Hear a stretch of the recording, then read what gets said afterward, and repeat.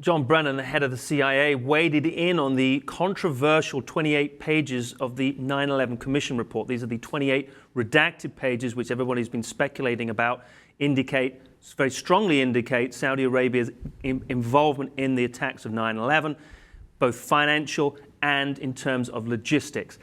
John Brennan was pushing back on that aggressively over the weekend on Meet the Press. Just get into what he said now, and then we'll talk about why he may be saying it and whether we think that there's any truth to it. He says this: "I'm quite puzzled by Senator Graham," we'll get to Senator Graham in a second, "Senator Graham and others, because what that joint inquiry did was to tee up issues that were followed up on by the 9/11 Commission, as well as the 9/11 Review Commission.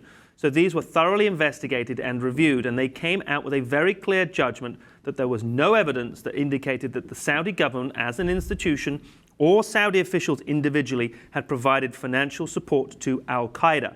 I think some people may seize upon that uncorroborated, unvetted information to point to Saudi involvement, which I think would be very, very inaccurate." So he's calling those findings inaccurate, unvetted, unsubstantiated, uncorroborated. These are the 28 pages, as I said, that people have been calling on Senator Graham, Senator Bob Graham, who headed up the 9/11 Commission report that concluded in 2002, has indicated, obviously he headed it up. He has said, repeatedly said that it indicates in no uncertain terms Saudi Arabia's involvement. He said the following: "The 28 pages primarily relate to who financed 9/11, and they point a very strong finger at Saudi Arabia as being the principal financier." Okay, this coming from the Senate co-chair on Intel, that Intel committee, this was his job to look at the entire report, to look at the 28 pages. He's saying, look, there is a possible, beyond a shadow of a doubt, beyond a reasonable doubt, rather, a possibility of involvement. The people have a right to know if the Saudis were involved. I'm of that opinion myself. Brennan, he has nothing to lose. He has nothing politically to lose. He's not an elected official. What backlash does he have? Are we going to pull him out of office for saying this? Of course not. And the fact remains, Elliot, that you'd have to be living under a rock not to realize that donors in Saudi Arabia constitute the most significant source of funding for Sunni terrorism groups worldwide. That is just a fact. Clinton signed off on that paper in 2009. Everyone knows that. People have a right to know what's in these pages, even if there is an inaccuracy, or if there's, that was his assumption, rather, or his statement, that there would be an inaccuracy and it would lead to conspiracy theories. That's what I got from that. Right. But even if there are inaccuracies, I mean... Well, his argument is that it would be it's so inaccurate as to be, it's not something that you can be relied upon, and therefore releasing those 28 pages actually would just cause a problem and cause a rift, and would accuse a partner, accuse our stable ally, for want of a better phrase, in the region of something that they just didn't do. Now, as you said, all the evidence and all that we know subsequently points against that. All the evidence, 15 of the 19 hijackers, the fact that we've got, we reported here on TLN the other day that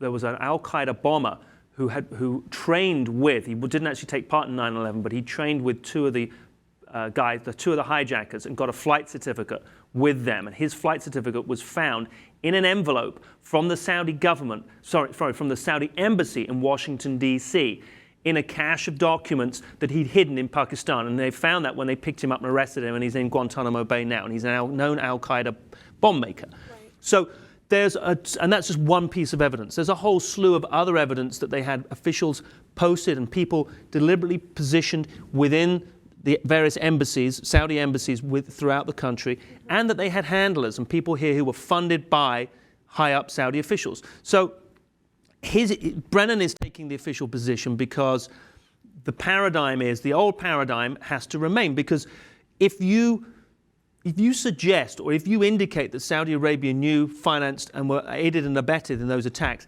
then everything goes out of the window. It means for sure, that we've decimated the invasion of Iraq. But can you imagine if that was then known at the time, because that was information was known, right, and that would have been made available? the whole premise for Iraq and the whole mess that we're in now, there's no, it's not only is it a mistake, which is now everybody, even George W. Bush admits on some level it was some kind of a mistake. It was just completely, it was an out and out lie. It was a lie, Elliot. So, and there would be no hiding place, and people know that, and viewers will know that, and they'll be like, oh, that's what we've been saying, and I get that. But this gives officials this gives nobody any wiggle room thereafter. So I think they're pushing back on that because it would, his motive is he would push back on that because everything would just start to, the whole paradigm, the whole basis on which Middle Eastern policy is conducted, which is Saudi Arabia is our ally there, and there is that schizophrenic relationship that we in the West and the United States and the UK have to have with Saudi Arabia, because to Margaret's point, they've been funding jihadism, they've been funding extremism. Wahhabism, which is the form of religion of Sunni Islam, that they have, that hardline Sunni Islam approach that they have, interpretation of Islam that they have, is the foundation for extremism. Right. And we have that paradoxical relationship with them because knowing all that, we still have them as our ally, we still arm them. They're still our commercial partner because we sell them arms, and they're still our strategic partner because we use them to bomb Yemen, and we use them as the stable influence in the fight in Syria. And yet, arguably, on an ideological level, they're so diametrically opposed to us. All of that, releasing these 28 pages would completely blow that apart and would completely decimate that. And obviously, that is what he's pushing back on. The question really is, if that is the case, then why is someone such as Senator Bob Graham so vociferously, because they're not naive, they would, so vociferously advocating that those 28 pages be declassified. Right.